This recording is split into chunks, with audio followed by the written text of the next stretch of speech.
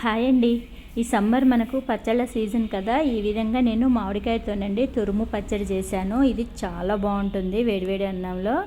ఇది 2 స్పూన్లు వేసేసుకొని నెయ్యి వేసుకొని తిన్నారంటే పుల్ల పుల్లగా కారం కారంగా సూపర్ అంటే సూపర్ ఉంటుందండి. చేయటం కూడా చాలా ఈజీనే. ఇది మనం 6 మంత్ వరకు కూడా స్టోర్ చేసుకోవచ్చు. చాలా బాగుంటుంది టేస్ట్ అయితే. మీరైతే తప్పకుండా ట్రై చేయండి. దానికోసము ఒక మామిడికాయ అండి, దీన్ని కొంచెం పుల్లటి మామిడికాయ చూసి తీసుకోండి.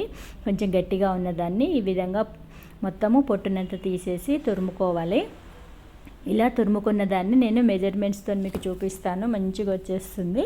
పచ్చడి రాని వాళ్ళు కూడా చేసుకోవచ్చు. నాకు తురిమింది కప్పున్నర అయిందండి. ఈ విధంగా నేను ఏ కప్పుతోనైతే చూస్తున్నాను అదే కప్పుతోని మీకు అన్నీ చూపిస్తాను. ఇలా కప్పున్నర తురుమైంది. ఈ తురుమునంతా మనము ఒక బౌల్లో వేసుకోవాలి. ఇది పుల్లగా ఉంటే చాలా బాగుంటుందండి. పులుపు అనేది మాత్రం కంపల్సరీ చూసి మీరు చేసుకోండి. తర్వాత ఇందులోనే 1 స్పూను పసుపు వేసేసుకోండి. కప్పున్నర మామిడికాయ తురుముకు సగం కప్పు కారం వేసుకోవాలి. పావు కప్పు సాల్ట్ వేసేసుకోవాలండి. తర్వాత మెంతులు నేను సీజన్ వచ్చేసిన సమ్మర్లోని ముందుగానే మెంతుల్ని వేయించేసుకొని ఇలా పౌడర్ చేసి పక్కన పెట్టుకుంటాను. దీన్ని 1 స్పూన్ తీసుకోవాలి. అదేవిధంగా ఆవాలు కూడా ఎండబెట్టేసుకొని పౌడర్ చేసి నేను ఒక సీసాలో పోసి ఇవి 2 కూడా ఫ్రిడ్జ్లో పెట్టేసుకొని ఉంచుకుంటండి. ఇదొక సగం స్పూన్ వేసేసుకొని ఇదంతా ఒకసారి మంచిగా కలిసే విధంగా కలుపుకుంటే మనకు చపాతీ పిండిలో ఇలా ముద్ద రావాలి. ఇప్పుడు స్టవ్ ముట్టించేసి మూకుడు పెట్టేసుకోనండి. దీనికి పల్లి నూనె బాగుంటుంది. నేను 1 కప్పు పల్లి నూనె నిండా 1 కప్పు తీసుకోవాలండి. కప్పున్నర మామిడికాయ తురుము తీసుకున్నాం కాబట్టి కప్పు ఆయిల్ కంపల్సరీ పడుతుంది.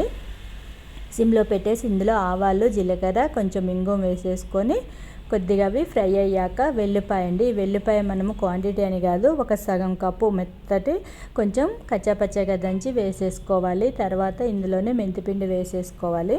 మనకు వెల్లుల్లి ఎంత ఉంటే అంత బాగుంటుంది టేస్ట్.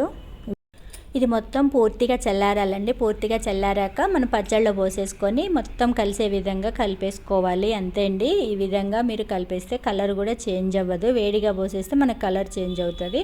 ఇప్పుడు దీన్ని ఫ్రిడ్జ్లో పెట్టేసుకుంటే మనం 6 నెలల వరకు దీన్ని వాడుకోవచ్చండి. చాలా బాగుంటుంది టేస్ట్. చూసారు కదా ఎంత సింపుల్ మెథడ్స్లో అయిపోయిందో. టేస్ట్ మాత్రం అదిరిపోతుంది.